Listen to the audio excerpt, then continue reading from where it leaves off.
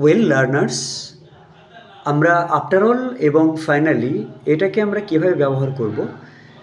Actually speaking after all ব্যবহার করা হয় মানে in spite of all that has gone to the contrary, এই সেন্সে।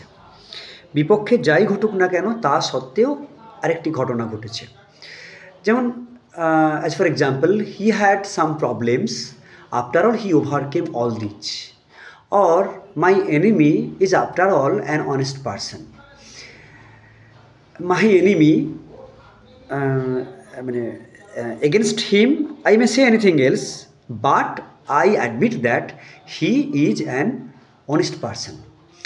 On the contrary, finally ব্যবহার করব কখন? একটা ন্যাচারাল কনসিকুয়েন্স মিন করার জন্য। ন্যাচারাল কনসিকুয়েন্স বলতে, as for example, mister Sen served here for 35 years and finally he retired.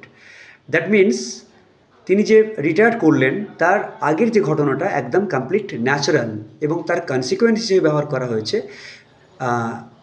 Finally ওয়ার্ডটাকে। Thank you very much.